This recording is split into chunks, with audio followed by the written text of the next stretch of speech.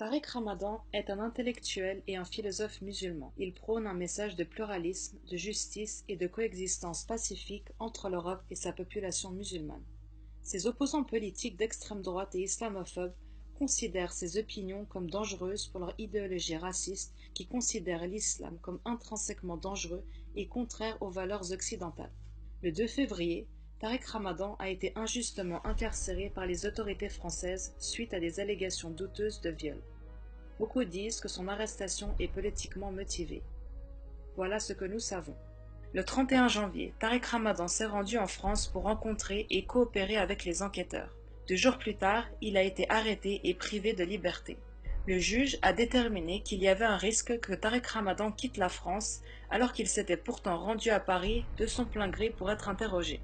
Une accusatrice anonyme, connue sous le nom de Christelle, affirme qu'il l'avait violée dans la ville de Lyon dans l'après-midi du 9 octobre 2009. Mais les avocats de Ramadan ont présenté une réservation d'un billet d'avion qui pourrait prouver qu'il était dans l'avion quand le viol présumé se serait produit. La police a perdu cet alibi qui n'a pas été pris en compte avant, pendant et après l'arrestation de Ramadan. Les médias français affirment que lors d'une audience, Christelle a décrit une cicatrice au niveau de l'aine de Ramadan, qu'il a confirmé avoir selon une source anonyme. Mais cela ne s'est jamais réellement produit selon son avocat. L'autre accusatrice, Enda Ayari, qui s'autoproclame ex-salafiste, a envoyé des centaines de messages via Facebook à Ramadan 2 ans après le viol présumé, allant jusqu'à créer un nouveau compte après que son ancien compte ait été bloqué par Ramadan suite à ce harcèlement. Maintenant, elle admet avoir fait tout cela avec l'intention de le séduire et le piéger. Ayari et Christelle ont-elles des histoires similaires? Peut-être parce qu'elles se connaissent depuis des années. Elles ont d'abord prétendu ne pas se connaître. Maintenant, elles admettent être en contact depuis 2012. Il s'avère qu'elles ont été mises en relation via Alain Soral, un fasciste français d'extrême droite et islamophobe. Soral s'en est farouchement pris à Ramadan pendant des années. Il y a aussi des preuves que les islamophobes Caroline Fourest et Antoine Sfer ont participé à la mise en place de cette affaire dès 2009. Fourest et Sfer sont tous les deux des ennemis de longue date de Tariq Ramadan. Ramadan avait même porté plainte contre Sfer pour diffamation. Cela pourrait aussi expliquer pourquoi Ayari et Christelle ont été en contact avec la partenaire de Fourest, Fiametta Venner, entre mai et novembre 2017. Les accusations des 2 viols ont été portées en octobre. Christelle a émis des appels téléphoniques vers le téléphone de Venner 116 fois durant cette période. Ayari 156 fois. L'implication apparente du magistrat français Michel Debac a également soulevé de sérieuses questions sur cette affaire. Sfer a organisé une rencontre entre Debac, Christelle et Fourest en 2009.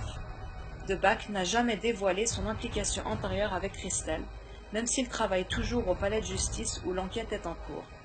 Au vu du droit français, ceci est illégal. Mais la partie la plus troublante de cette affaire est que la famille de Ramadan n'a pas été autorisée à lui parler depuis le début de sa garde à vue à Paris. Les juges ont refusé les droits de visite à la famille de Tariq Ramadan sans fournir la moindre explication.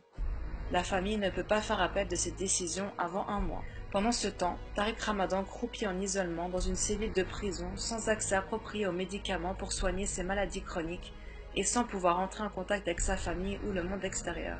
Cela a conduit les partisans et les observateurs neutres à dénoncer le traitement inhumain et discriminatoire réservé à Ramadan par le système judiciaire français. Beaucoup ont également dénoncé la couverture médiatique injuste qui publie des affirmations non vérifiées et des contre-vérités par des sources anonymes.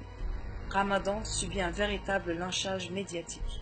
Les failles dans les récits des accusateurs, les éléments de preuve disculpatoires perdus, la collusion apparente et les manipulations de témoins par les adversaires de Tariq Ramadan dressent un tableau sinistre de l'opportunisme politique.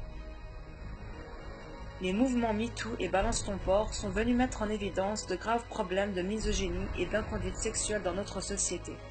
Malheureusement, dans l'affaire Ramadan, ces mouvements ont été détournés pour ternir la réputation d'un intellectuel musulman renommé et un adversaire politique de l'establishment d'extrême droite.